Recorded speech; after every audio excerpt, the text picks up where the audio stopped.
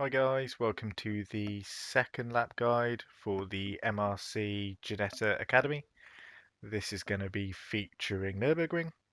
To start with, I'll just do basic showing of the setup I created and any small tweaks you could potentially make to it.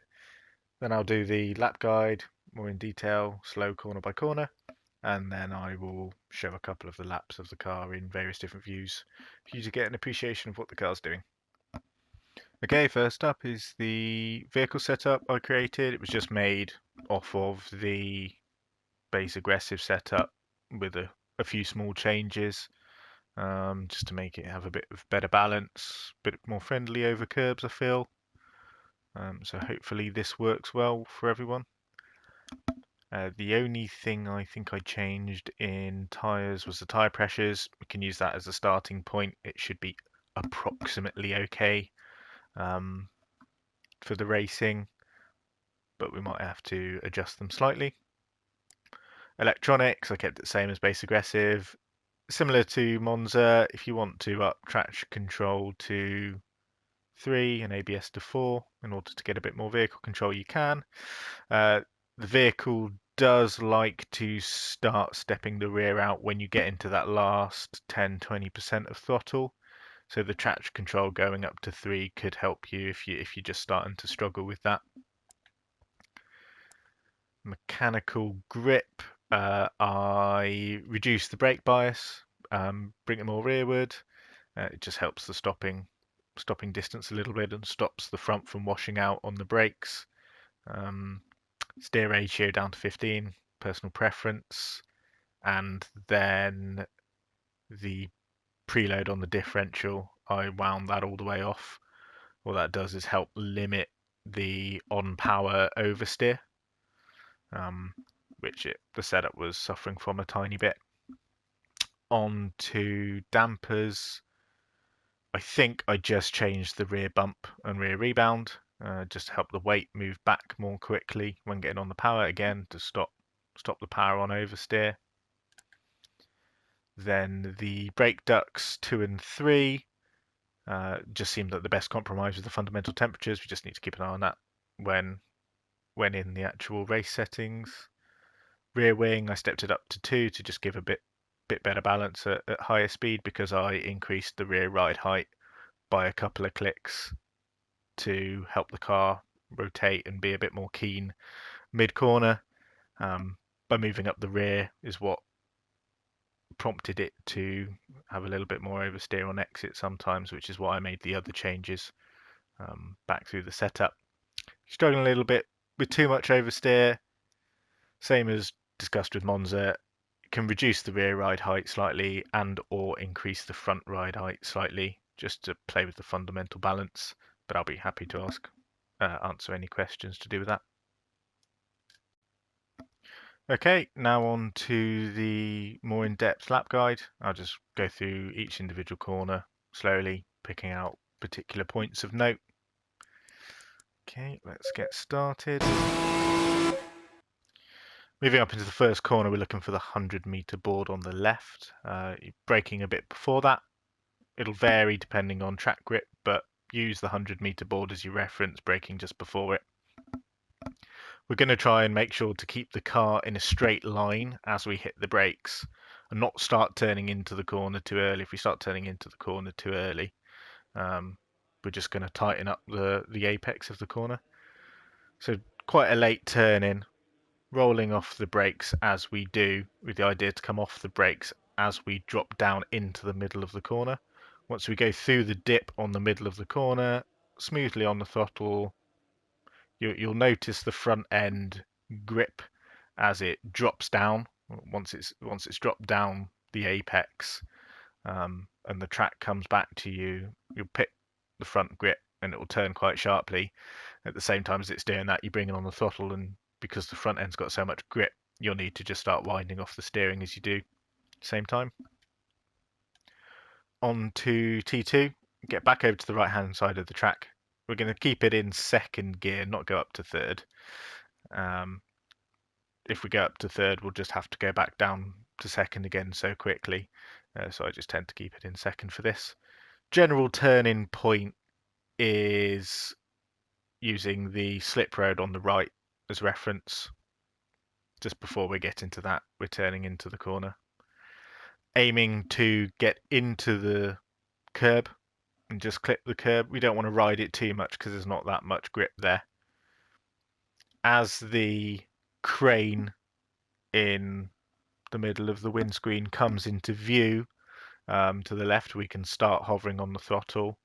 Really start trying to pick up the throttle as it comes past the windscreen wiper and starts to come directly in front of you. You can see him picking up the throttle quite hard. On exit, want to run nice and wide. Use the AstroTurf. I'd probably use a bit more than we would want to in general here, and I have to pick up a load of I do pick up a load of oversteer on the exit, which I need to counter. I expect most guys won't be getting on the throttle quite as hard, quite as early as I will do if you're using that crane reference. So we still want to come over to this section of the track, but maybe not quite as aggressively as I do here. Your right hand tyre should still be on the red and white curb at least. From here, we're now coming into the next corner. Very tricky one. Some people try and go wide on entry. I actually try and cut myself in quite tight on entry. You'll notice as you come wide from the previous corner, by about the time that you've picked up the curb on the exit on the right hander, which we just showed, if you basically from there start trying to point your car down into the apex of this corner, turning as you do that, then as you start applying the brake, you're going to need to open up the steering. If we try and stay too wide, we're just going to run out of track and run out too wide on entry, and we'll just lose a load of time. This corner is all about trying to just keep a small, short, tight radius, get the corner over with quickly. We're not worried about the exit of the corner as far as getting the throttle on and having a big long straight after it. We are just worried about keeping tight on the exit as well. So from about mid-track, I'm turning in quite hard, trying to balance the brake. It's quite a difficult, tricky, complex corner. What we are going to try and do is get our left-hand tyres over this curb, on the curb. It helps suck in the car to the left. And on the exit, if we can, we're actually getting the left-hand tyres over past the curb onto the concrete. You do have to be careful about track limits, so try not to do it too much. Just left-hand tyres on the curb or slightly over the curb. I'm doing it quite extreme in this case. I wouldn't necessarily expect people to do it this extreme often.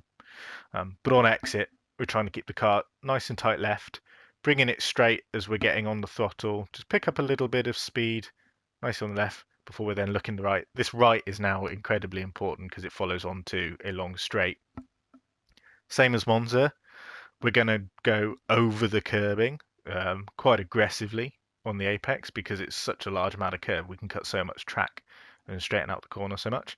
But to keep the car stable, again, we're going to go to half throttle, or in this case, because I'm trying to turn it quite a lot, I'm going to come fully off throttle, but you'll notice I'll smoothly come off the throttle as I come up to the curb, and then as I drop off the curb, I smoothly come off the onto the throttle again. Off the throttle as I come over the curb, and then as I'm on the curb, start picking up to half throttle, and then winding the throttle on fully as I open up the steering. On exit, we want to be right over onto the slip road. If your right-hand tyres come over the white line, you'll get a track limits violation. So just bring it so your steering wheel's in line with this white line. Make sure you don't get the right-hand tyres over the line, but left-hand tyres all the way over, trying to open up the corner as much as possible so we can get a quicker run onto this back straight. Okay, coming into the next sector, we're looking to stay nicely on the right. What I do is tend to put my car all the way over onto these concrete strips to give me as much of a wider line on entry as I can. You don't need to do this, especially if you're a bit unconfident with the car and your abilities. So you can stay slightly further to the left than I'm doing here. But regardless of that, we're looking for the end of the turning off to the right here. where the concrete starts again, just after the cones in this view, to hit the brake pedal. As you can see, hit the brake pedal, immediate, quite a firm jab. I quite often, especially in a car like this, won't necessarily apply 100% of the braking, but I'm looking at least 90% in order to get the car slowed down its initial step quickly, and then we're trying to think all about creating a smooth transfer of weight as we go around the corner. So we're thinking about quite a smooth and prolonged transition off the brake pedal for this corner. If we come off it too quickly, we're just going to let the front of the car pop up. All the weight will be dropped from the front end of the car, and we won't have the turn in that we quite want. The car will feel a bit unstable as it bounces around. This is all about a long sweeping corner, so just nice and gradual off the brakes as we're rotating into the corner with the steering. Once we're off the brake pedal, we can then start to really wind the steering into the full lock to the left. Occasionally you might want to just graze the brake pedal slightly just to keep the weight on the front. If the car's doing what you want anyway, don't worry about that. As we come through the apex, starting to get on the throttle, we want to stay fairly far over to the left of the track. This is one of the corners in motorsport. I think they do it in F1, and I've seen people do it in this game as well. Some people on the exit of this corner will stay to the right and dive immediately down into the right-hander. Other guys will try and come slightly tighter on the exit out of here to stay wider into the right and drop down into it. I'm one that tends to move more to the left of the track before I drop down into the right. I just think it gives me a little bit of a better run. Braking point is pretty much the point when you open up the steering fully on the exit. If you're doing a nice mid-corner speed from the left-hander before, the point when it feels natural to open up the steering as you've fired or aimed your car over to the left of hand side of the track here, there's about the right time to hit the brake. There's not many markers on the track. If we just play through it again, there's not many markers on the left, so it's quite difficult to pick a specific brake point. It's a bit about feel. It is somewhat in line with or a bit before the end of the curbing on your left though, so you can use the end of the curbing on your left as a braking point. I generally just do it by feel. Dropping down to the right, this is a really awkward technical corner. There's quite a long straight after it, so the exit's really important. What you find is as you turn into the corner, the track drops away from you, and so you don't have much front end bite, you don't have much rear end bite. The car feels quite loose. Then as you start coming into the second half of the corner, the track comes back to you and you get a bit of positive camber in the tarmac, and at that point you get loads of front end grip and loads of rear end grip. So what we're trying to do is get on the throttle fully by the time the track comes back to us. You look, I hover on the throttle, hovering on the throttle, waiting on the apex of the corner until the track comes back to me, and you can see the camber of the track comes back to you as we reach the bottom of the little hill, and you get loads of grip, and we can fire the car out of the corner. On the exit, nice and far out to the left, your right hand tyre should be buzzing the red and white curbing. Lots of space to get out there. If you don't use all of that, you just lose speed on exit. Okay, coming into the next corner, we're looking to brake as the big position board marker, I think it is, on your right, the big black tower. As that comes past your A pillar is when you're looking to brake. As we can see, firmly in the A pillar and nice firm braking. For the right hander, we're trying to double apex the corner. Some people will try and hook the car for one long apex. I personally prefer to double apex because it's a nice positive camber corner. So we can really use the camber of the corner to help slow the car down as we reach the apex or the first apex. Run slightly wide, use the camber to really turn the car, get back on the throttle hard, fire it into the second apex, which gives us a good run up to the next straight, which again is important. So clipping the first apex as I'm rolling off the brake. I'm now fully off the brakes as I'm turning fully and getting back on the power as I start to bring the car towards the second apex. I don't really need to touch the curb on the entry. If you clip it slightly, it's not the end of the world. On exit, running nice and wide. Again, feel free to use all of this. The car's riding curbs really nicely, so feel free to go all over the exit curbs. There's not much of an issue. On the Schumacher S's, we're going to try and go nice and far to the right, over the curb on the right, mount your car up, gives you as wide an entry as possible. As we come off of the curb is when we start thinking about dropping off the throttle, dipping off to full throttle temporarily as we get the nose in. You can slightly touch the curb or miss it. Generally try and miss it, but again, I've got the car's riding the curbs quite nicely, so it's not the end of the world if you do. If you do just tag the curb, it's not a GT3, so it's not going to spit you out really awfully. On exit, aim for the green. Right-hand tyre should be going onto the green, mounting over that 100%. Absolutely fine. Car deals with it, no issue. On the exit, again, running out to the left, minimizing tyre scrub. Going into the next chicane, we're looking to get ourselves right over to the right-hand side of the track. There's a bit of a gap in the side of the track after the grass that we're just going to try and fit the car in slightly. Point the car slightly left before we then hit the brakes. And you can see the car is aimed ever so slightly, so we're going to run across the AstroTurf, but we're not going to try and do too much on the AstroTurf. It's just going to point itself across it, braking a bit before the 100-meter board, coming across the AstroTurf with barely any steering angle. It's fine to run over the AstroTurf if you're just doing braking or steering. If you try and do much at the same time, it won't like it. It's only once I'm off the AstroTurf that I'm really trying to turn the car into the corner. On this curb, you can mount the green curb, go onto the green curb. The car drives it okay. I personally feel just with the way the track is cambered, you've got so much support by using the natural camber of the track that I just tend to use that. Left-hand tyres can comfortably clip the red and white curbing. Not an issue. On exit, pulling the car up nice and wide out. Try not to go too wide on exit. If we run too wide on exit, we've got to spend too much time coming back over to the left. And this following right hand is a really awkward corner. So we don't want to give ourselves too much to do. So we don't want to be too far over the right when we're coming up to it.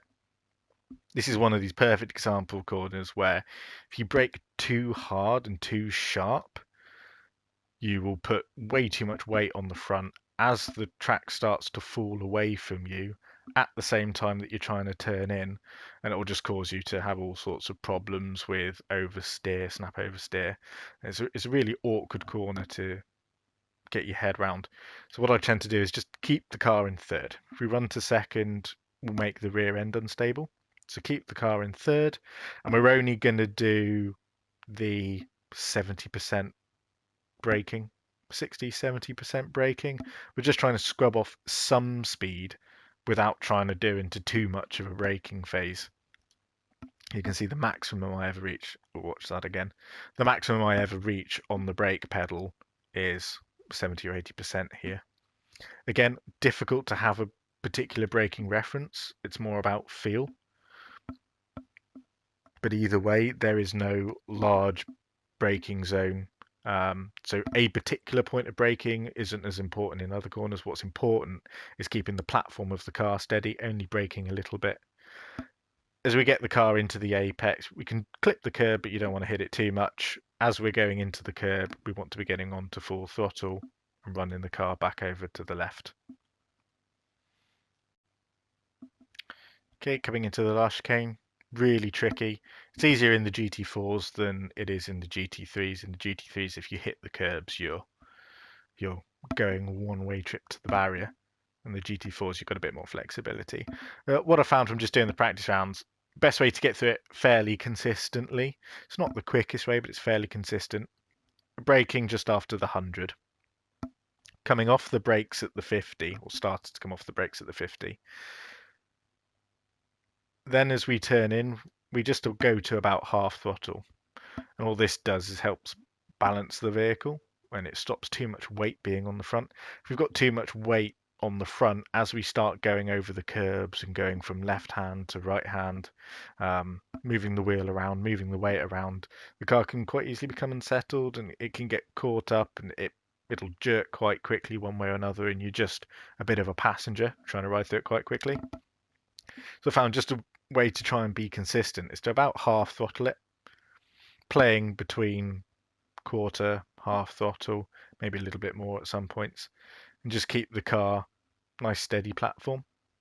On the second right, we're trying to follow this curb on exit.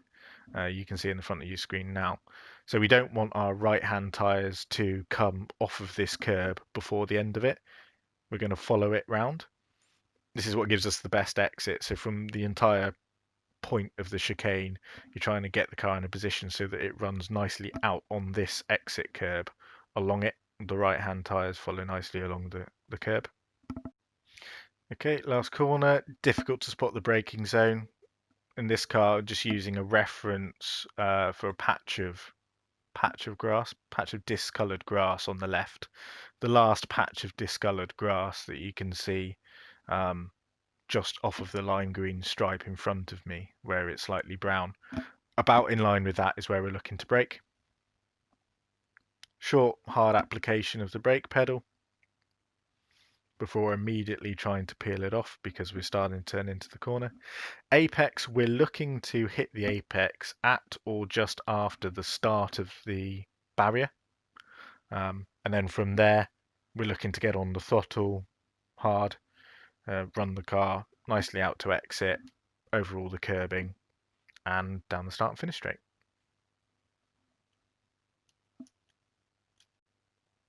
Okay, now we'll just show you some full-length laps of the track in a couple of different views, so you can see what the vehicle behaviour is doing a bit more.